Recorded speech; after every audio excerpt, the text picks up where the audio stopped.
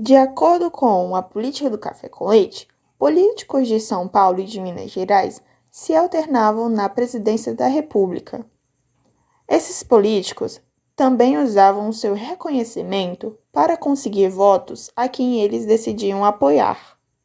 Nas eleições de 1930, no entanto, Washington Luiz, presidente do Brasil naquele momento, era de Rio de Janeiro, mas havia feito toda a sua carreira política em São Paulo e, portanto, deveria apoiar um candidato mineiro. Porém, apoiou um candidato paulista, Júlio Prestes, rompendo assim com a política do café com leite. As elites mineiras e os líderes paulistas, ressentidos com as atitudes, decidiram apoiar a candidatura de Getúlio Vargas e seu vice João Pessoa, formando a Aliança Liberal, que uniu forças das oligarquias de Minas Gerais, Rio Grande do Sul e da Paraíba. Nas eleições, Júlio Prestes saiu vencedor. Os políticos mais tradicionais das alianças liberais aceitaram a vitória e colocaram-se à disposição para contribuir com o novo governo, enquanto que os políticos mais novos pensaram em uma revolução para chegar ao poder. Em 23 de julho de 1930, João Pessoa foi assassinado devido ao clima político. Mesmo ele não fazendo parte das eleições, tudo levou que sim.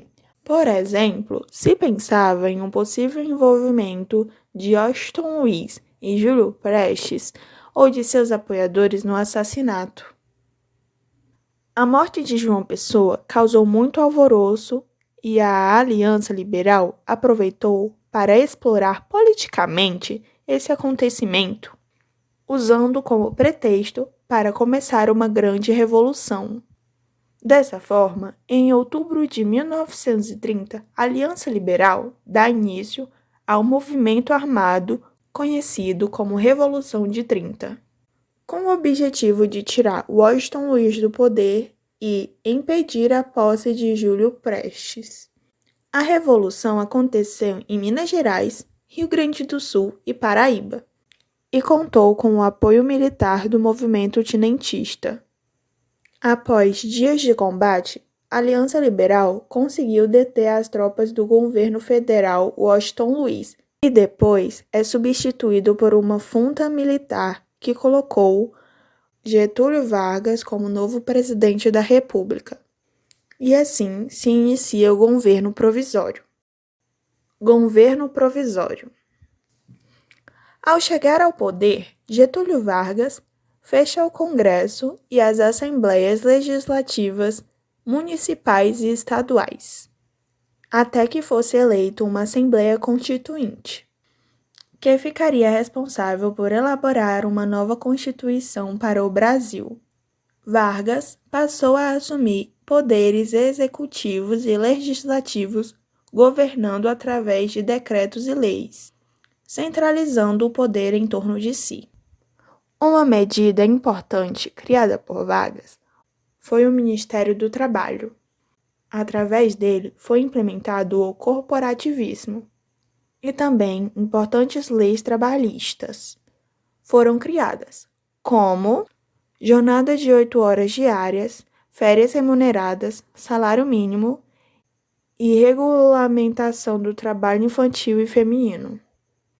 No governo provisório, Vargas também substitui governadores por interventores, que eram, em sua maioria, membros do intendentismo e que tinham a confiança de Vargas.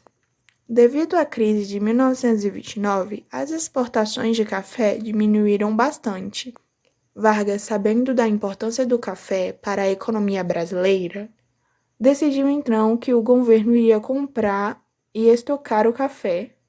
Porém, a produção de café também estava aumentando, pois outros países começaram a produzir. A solução encontrada por Getúlio foi de queimar o estoque de café. Dessa forma, a oferta era reduzida e sustentava os preços. Isso beneficiou a economia brasileira, mas por curto prazo.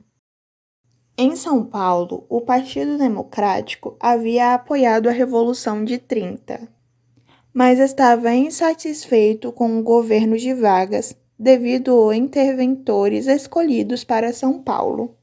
Sendo assim, após a nomeação de Manuel Rabelo, o Partido Democrático se alinha com o Partido Republicano Paulista, formando assim a Frente Única Paulista, a qual reivindicava a autonomia para São Paulo.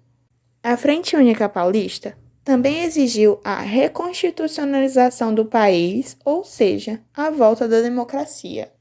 Sendo assim, a essas pressões, o governo aprova o Código Eleitoral, que trazia o voto secreto e obrigatório, a representação proporcional e o voto feminino.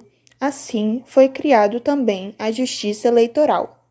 E, por fim, foram marcadas as eleições à Assembleia Constituinte para maio de 1933. Após a Revolução de 1932, em São Paulo, houve grande campanha em prol do alistamento, conseguindo apoio político e muitos jovens de classe média se alistaram e muitas mulheres doaram joias para cobrir a despesa da Revolução. O conflito entre São Paulo e as tropas federais teve início em 9 de julho de 1932.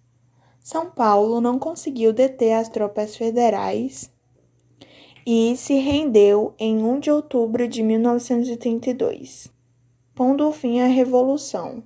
Depois do conflito, Getúlio Vargas percebeu que não podia governar sem o apoio de São Paulo, devido sua força econômica e política.